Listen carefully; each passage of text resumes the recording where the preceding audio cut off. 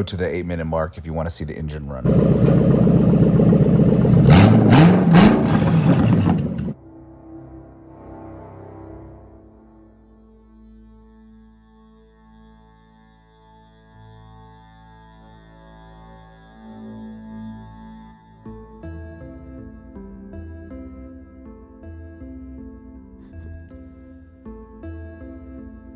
"2012 Coyote out of an F-150.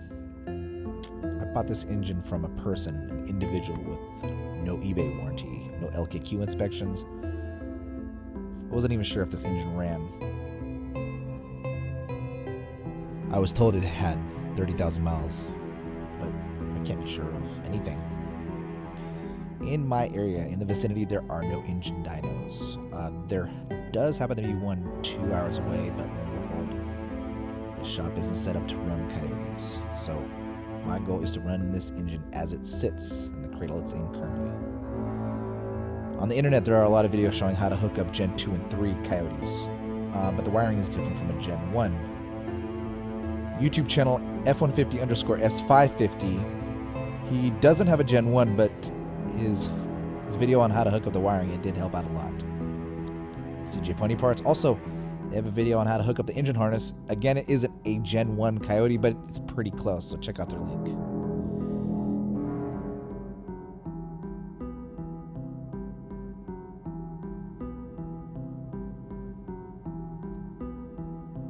Calvin, you wanna do some? Never mind.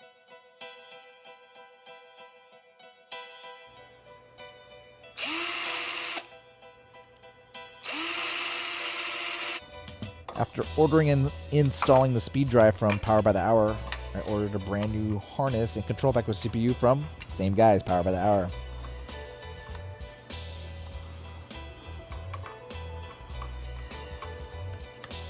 Years ago, the first engine I had ever rebuilt, I learned to prime the oil. It was a 327.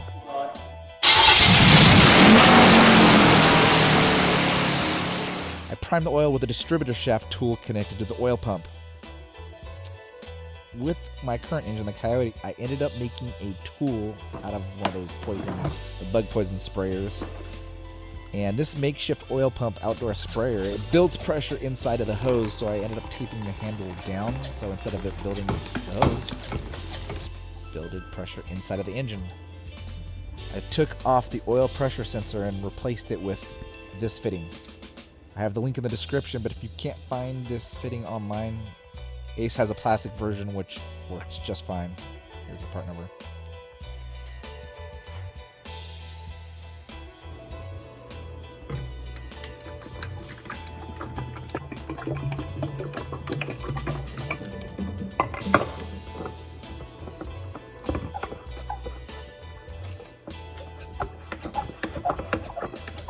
First 3 quarts of oil I pumped straight into the engine.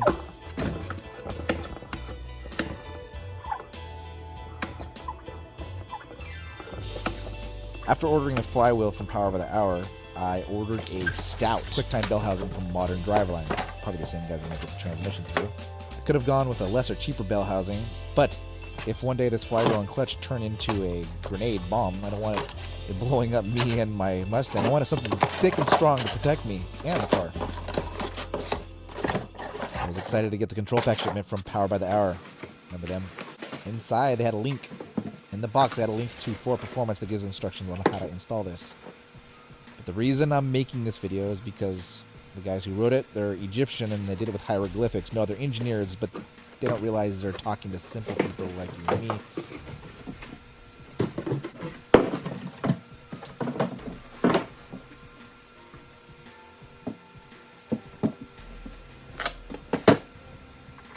Here is the CPU. It's actually pretty simple to install.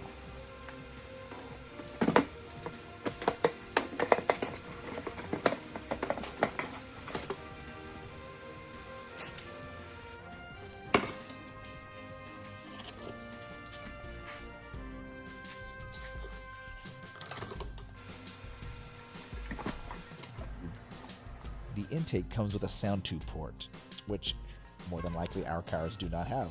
Any car swap, engine Coyote swap having a sound tube. So you'll need to order a sound to delete kit. I just made mine with the old medication bottle. I did this because I'll be changing the intake anyways.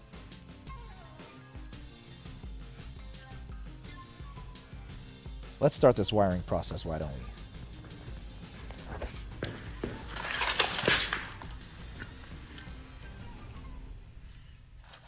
This first wire right here, green one, is the fuel pump relay. When you turn your car to the on position, the CPU tells the pump to turn on. This yellow wire, it's the wire that you cut to deactivate the bomb. To be honest, I have no idea where this wire goes to, but I am sure I will learn as I install it, the engine in the car. This wire, the red and blue one, it's the engine start. I've connected this to an individual switch, but it won't work unless the engine relay is switched to the on position, basically turning the car to the on position.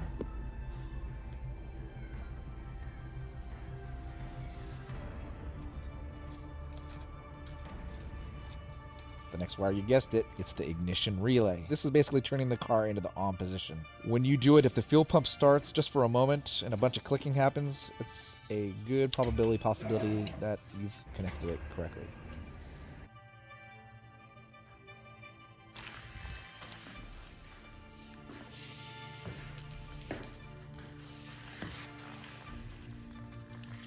This wire right here is the starter solenoid feed. Basically, the CPU tells the starter when to start. Here, the red wire is connected to the starter 12-volt battery power. So this wire is attached to the relay right here as I'm clicking. Be careful not to touch it to the hot, otherwise it'll try to start the engine. This fuse box is wired to the battery, and it needs to be protected by its own individual fuse right here. Here's a quick rundown on how the hot positives from the battery are connected.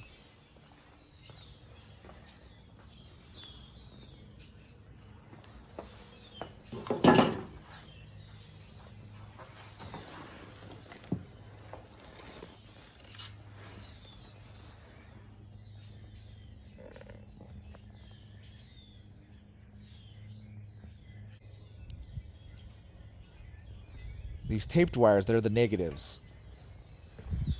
The wires, they used to be red, but I didn't want to confuse the viewers or even myself because the wires were red and frying the engine and the CPU. They're negatives.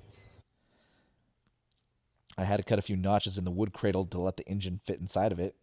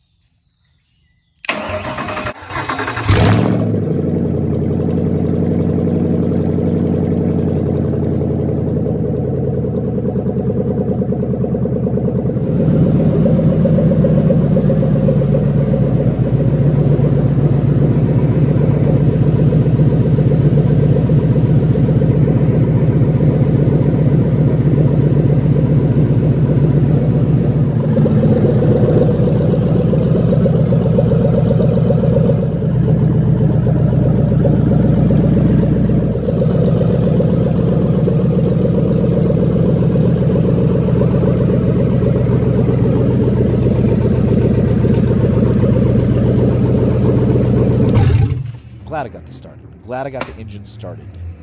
The next thing on the agenda is to do a compression test. And every cylinder passed with 155 psi each plus.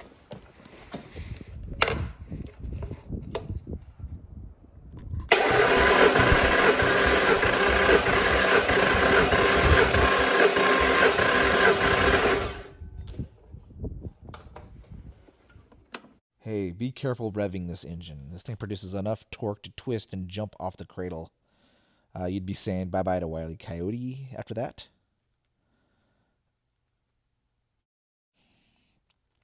The fuel tank and fuel setup, that was the last video, so be sure to watch it if you're unsure how to do it. In the next video, I'm going to be doing the rear end axle installations, so be sure to subscribe And watch out for this new axle, this 9-inch Ford rear end that I'm putting in the Mustang.